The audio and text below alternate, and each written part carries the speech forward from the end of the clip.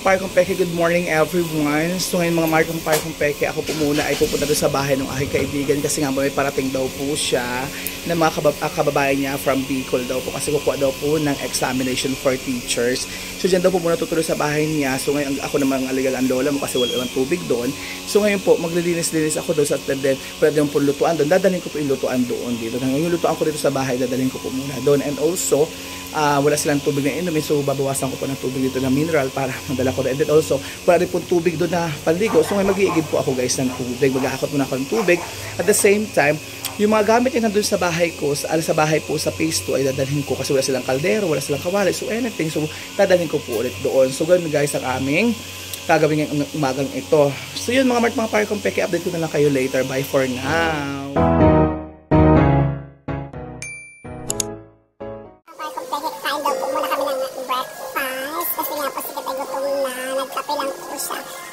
Kaya ako po ay nag-usong din.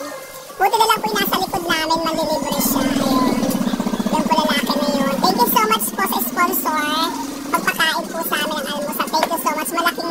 Malaking ano to, utang na loob namin tatanawin po dun sa nasa likod na nagpakain. Ayan. Say hi. Thank you so much po, sir. Magpasalamat ka, Kit. Salamat din lang.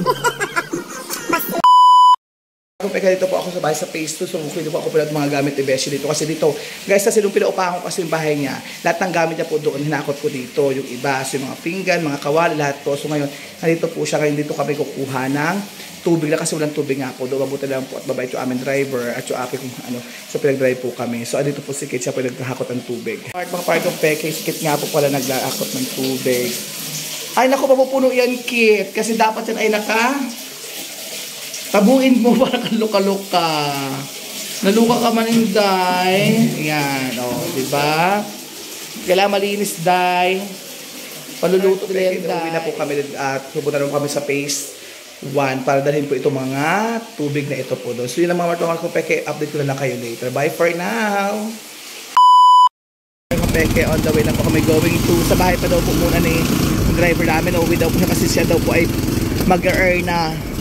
Siya po yung earn na kaya kami po uuwi na. Namiss ko to nung naglinis kami dito sa place na to.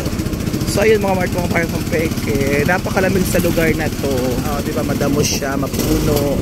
Parang si Miko, madamo. Sobrang damo po ng Miko. Nung binata to, Diyos ko, dahil mais-guys ko. Diba? Mais yan ni Amanda, remember? Dito na po kami sa bahay ng kaibigan ko. So naghakot na kami. So ayusin na namin to. Saka doon sa kama. Sa kama niya, lalagyan ko na ng cover kasi parating na daw po yung mga alas 7 daw po ng umaga kasi ang alas 9, 10, 11, 12, 1, 2, 3, 4. Mga alas 4 po ng hapon nandito na po yung titira po dito sa bahay ni best friend. So yun lang mga Parkong Peke. Sana naman kami ay matapos agad kasi magluluto pa guys ako ng ulam ng aking mga anak na dadalhin ko pa school.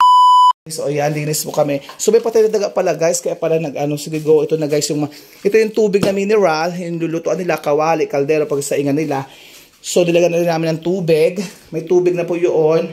Also, may tubig na rin po dito. So, kami maglilinis naman muna dito ni Kit ng paunti-untian, baga-baga lang kasi kami po nagmamadali alas 8 na. So, dito naman guys ako sa kwarto maglilinis. Sa silagyan ko ng cover yan. So, yun lang mga Parkong Peke. Update ko lang kayo kasi kami po nagmamadali kasi ako rin magluluto ng pagkain ng aking mga anak. Ayan. Masapin na. Okay na agad 1 point. 1 down. Okay na guys. So, ayan BFF. Okay na po. Ayun na. So, ayan, Kit. Thank you so much. Ayusin mo, Kit. May mga dumi. Pupunasan natin to. Ayan. Tagalin yung mga bangko. Para may yan. Ayan. Thank you so much kay Kit. Always nandito siya pag kailangan ko siya. Ngayon lang po yan. Pero minsan hindi po mapakinabangan po yan. Grabe siya kung siya ay ang umibig niya, nagkangkang langkigig. Diba? Sipag ni Kit, diba guys? So yun, bamin lang ulit mga Parkong Peke.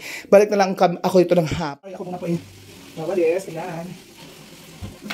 Mama, so kailangan natin. Malinis naman natin ito guys, kailangan pupukan lang. So kailangan ko kasi bibisita na si best friend.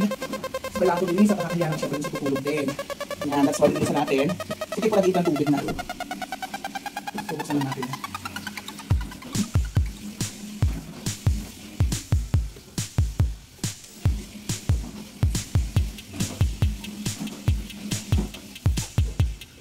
Uwi na din. Kit. ngayon, tapos na. Ay, so yung mga market tapos na po. So yung mga market tapos na siya, finish na lahat. So tapos na okay na po, bigla ipon namin. So yun, mamaya na lang po ako babalik pag dumating natin yung tak na po ako ni nung kasama ko yung best friend ko po. So babalik mo naman mga kasi uwi dito ako. Kasi pwede pa naman sa pag-ipunan ngayon kasi baka po kasi may mag-check mamaya ang tubig at kami po yung mahuli. Ito yung ay kasi kung dumating na mag-alo ng tubig, yung gawin yung tubig, ay naku, kaawa kami. Ayan na guys, ipunan namin 4 na yan. Para kung peka, uwi na po ako sa sikit. Kasi tapos na po at ako pa rin po ay naku, dahil ako bibili pa pala guys ng gulay na halo po dun sa aking lulutuing isda o ulamin ng aking mga anak po sa eskwelahan. So yun lang mga mart, mga para kung peke. Yan. Uwi na kami, maglalakad na kami ni Kit. Maraming salamat po sa lahat po ng tumulong sa akin ngayong araw. Ito mamayang hapon na lang po ako babalik para po dun sa karagdagang mga gamit na kulang pa nila. So yun lang mga mart, mga para kung peke. Bye for now. Peke, andito na po ako sa bahay. So yung mga mag-isip na po ako magluto ng ulamin namin. So habang guys ako magluto guys ng ulam, so gagay ko na po yung mga kanan tsaka po yung dadalhin ko pa school. So yun lang mga mart, mga para kung peke.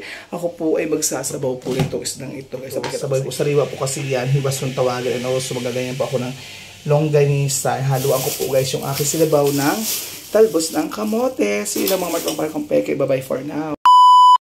Para kung peke, ayan, alis na tayo kasi 10:45 na guys, 11 ang labas na, okay lang naman para kasi ang remedial naman ng anak ko 1 to 2:30, so okay lang, papakainin ko para sa tapos ang labas naman ng gabo ko 11:30, so maghihintay na naman din ako ng matagal, okay lang naman ako malated ng konti at least nandun naman yung mga anak ko sa room na lang. So yung mga mart, mga para kung peke, ito sobrang init na naman po, sana umulan naman kahit minsan para naman lumamig-lamig. Ay nako, just sobrang init guys. Hindi na mapula ang init. Diyos ko. Ito dala sobrang bigat ang dala ko guys.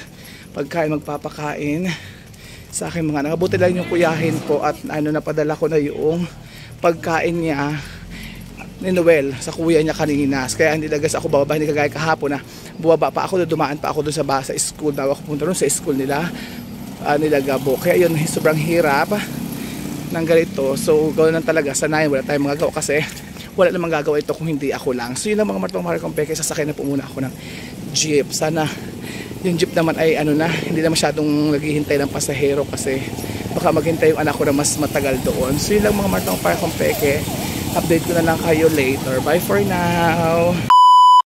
Kung peke, dito tambay kami dito, waiting po. Diyos ko, 2 oras at kalahati po kami naghihintay dito. Diyos ko Lord, kaya na pa kami dito guys, tapos malapit naman na 2:06 na, kaya lang guys parang uulan na. Diyos ko, parang di po kami maabutan. So kasama ko po aking mga kananay kasi may remedial nga po kami. Ayan yung mga kananay, kasama ko sila. So ayun, ngayon hintay, waiting kami. Pero parang guys pumapatak na ang ulan. Umuulan na po guys, pumapatak na po. Buti namin dala akong payong. Mga para kung peka, dito na po kami sa bahay. Finally, naabutan pa kami guys na malakas. O kahit malakas ang ulan guys, umuwi kami kasi nga guys, kami po ay hindi makakasakay agad guys sa mga martang para kung peke ng jeep kapag ganun po. Kami po ipa-arte-arte pa. So kasi nga po guys, kung kami nagpatila pa, ay baka guys kami po ay hindi makasakay kasi uwian po yun ng Quezon. Ay sobrang dami estudyante, baka hindi po kami makasingit. Kaya guys, kahit malakas ang ulan, may dumaan jeep, sumakay kami guys. Yun, kaya gawin dapat itong gagawin kasi ang inaalala ko nga po yung anak kong lalaki na si Gabo ay baka po ay hindi baga makasakay. Pero madisgrante naman yung anak ko na yun kasi iisa naman pati naman siya. Kaya kain-kain niya yung mga martong pare kong peke. So yun lang mga martong pare kong peke. Magmay merienda muna kami, talaga hindi kami nagmerienda ng aking anak. Ay, anak ko pala nagmerienda, buti pa siya nagmerienda, ako hindi guys. So ngayon, ako kasi nagutom at saka antok na antok talaga guys. Gusto ko lang umuwi kanina pero hindi, sayang pa yung aking pamasahe. Kaya yun, hindi na muna ako umuwi, naghintay nila ako doon. Talagang guys, tulog ako doon sa school, gano'n, nakapikit na po ako. But anyway, mga para kong peke, ngayon na balik naman sa bahay. Ako naman po guys ay magtutupi nung nilaban ko kahapon. So walang katapusang gawain, walang katapusang trabaho. So yun lang mga kong peke, update ko lang kayo later. Bye bye for now. Thanks for watching.